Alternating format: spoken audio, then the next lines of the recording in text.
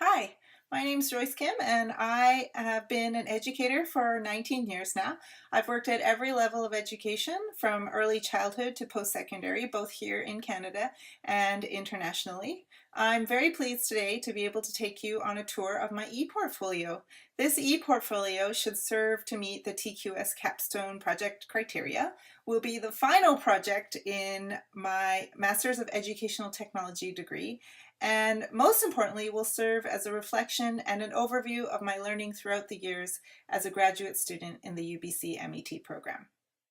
Although I'm at heart an English teacher and I fully understand the purpose and use of metaphors as a powerful tool of expression, for this project I chose not to use a central metaphor for my personal ePortfolio. Instead, my ePortfolio uses the recently revised BC Ministry of Education core competency profiles as a theoretical framework. I wanted to use this exploration of the core competencies as a way to improve my craft as an educator in British Columbia and to better empathize with students who are currently learning in the BC school system. This idea originally came to me when I considered the old proverb, "Physician, heal thyself," which means that a person should attend to their own health before attending to others. So as a BC teacher, I'm expected to guide my students through their reflections on these core competencies, and I'm fairly confident that I'd be able to do so successfully just as I am now. However, I had not yet taken the time to deeply consider how I could better, or I might exemplify, these core competencies myself for my students as a model. Because the MET program has been such an important and somewhat extended process for me, I thought this would be a perfect opportunity to try and reflect on my own learning in the program using the BC core competencies. So the BC Ministry of Education core competencies are divided into three categories, as you can see here: communication, thinking, and personal and social competencies. The category of thinking is then divided into creative and critical thinking, and the category of personal and social is divided further into positive personal and cultural identity, personal awareness and responsibility, and social responsibility. So you can see here that I chose to use Google Sites. I have not yet seen another ePortfolio that uses Google Sites, and I was hesitant in committing to this application simply for that reason. I wondered what might its limitations be. However, I have used it in group projects previously with no issue. And additionally, as a current Google certified educator, and because I work now at a school that uses Google Apps for Education, I decided to use Sites for my ePortfolio.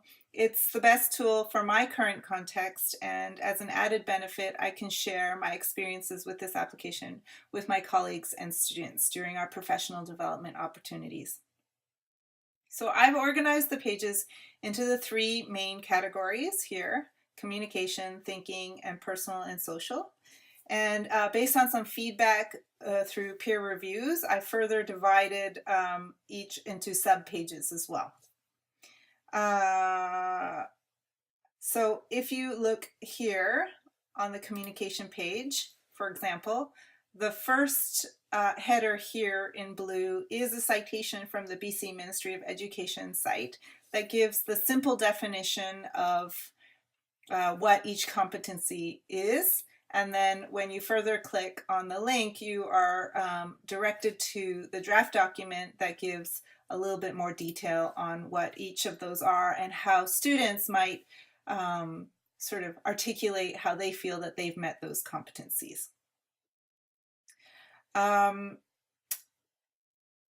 Interestingly, I learned that it's not really necessarily that simple to delineate between how a single artifact helped me to demonstrate one particular competency over another. So for example, I highlighted my learning on the use of podcasts in education here on the communication page.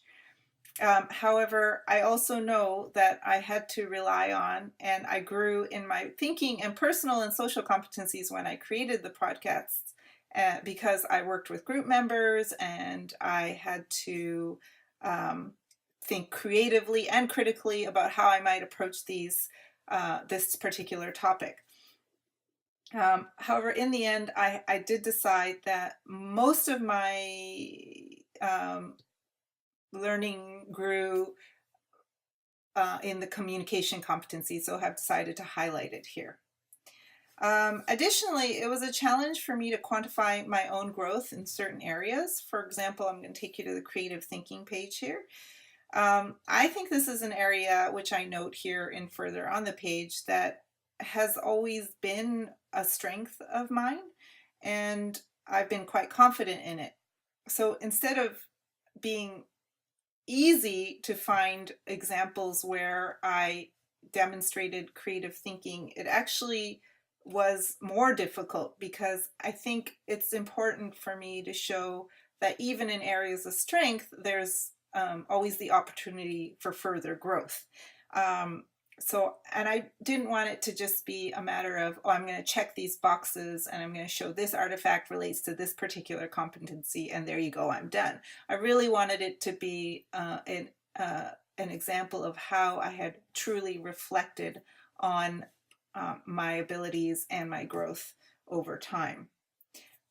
So you can see here, as we further go on into the personal and social page, so based on some feedback from a peer review, I originally had all of the subsets on this singular page, but as you can imagine, it got quite long. So I added the header and the simple definition, and then if necessary, or if the audience member should want to do so, the user, sorry, they can click on the particular title and move to the subpage.